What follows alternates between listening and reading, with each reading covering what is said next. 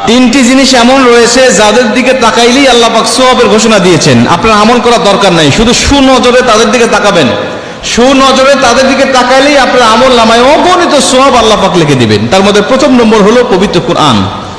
কোরআনের দিকে আপনি তাকাবেন, পড়ার দরকার নেই, না পড়েই আপনি প্রথমে যে ফার্স্ট লুকটা দিয়েছেন, যে তাকিয়েছেন, এই তাকানোর কারণেই আল্লাহ পাক আপনার উপর রহমতের বাড়িধারা বর্ষণ করে দিয়েছে। আল্লাহ পাক আপনাকে অগণিত সওয়াবের হকদার বানিয়ে দিয়েছে। এটা যখন পড়া শুরু করবেন তখন নতুন করে আরো বেশি সওয়াব আপনার আমল নামে যোগ হয়ে যাবে। তিনটা জিনিসের মধ্যে প্রথম নম্বর হলো কোরআন, কিতাবুল্লাহ, আল্লাহর কিতাব। দ্বিতীয় নম্বর হলো মা বাবা। মা বাবার দিকে তাকাবেন সুনজরে, নেক নিয়তে মা বাবার দিকে তাকাবেন, রাগান্বিত অবস্থায় নয়, সুনজরে তার দিকে তাকাবেন, মা বাবার দিকে। নবীজি বলছে মা বাবার দিকে, বিশেষ করে মায়ের দিকে যখন কোনো ব্যক্তি সুনজরে তাকায়, আল্লাহ পাক তার আমল নামায় কবুল হজের সওয়াব দান করে দেয়।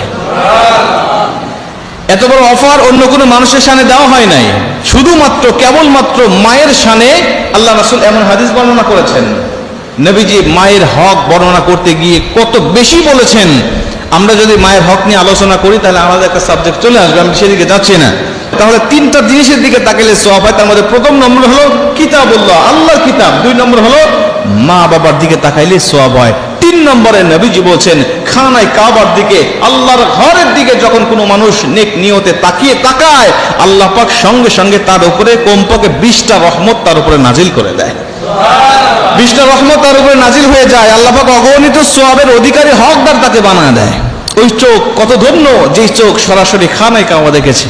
ওই চোখ কত ধন্য যেই চোখ সরাসরি আল্লাহর ঘরকে দেখেছে, আল্লাহর ঘর তাওয়াফ করেছে, নবীজির রওজা মোবারক জিয়ারত করেছে। তার থেকে ধন্য ব্যক্তি আর কি হতে পারে?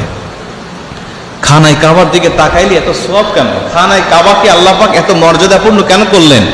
কারণ এটা আল্লাহর ঘর। নবীজি বলছেন যখন কোনো ব্যক্তিকে কবরে রাখা হয়, ও কবরে রাখার পরে ওর নজরটা যদি থাকে খানায় কাবার দিকে, অর্থাৎ কেবলা দিকে, আল্লাহ পাক তার কবরে আযাবও মাফ করে দেয়। এখন বলতে পারেন হুজুর আমাদের সমাজে তো অনেক মানুষ মারা যায়, সবার মুখটা কেবলা দিকে আমরা করে রাখি।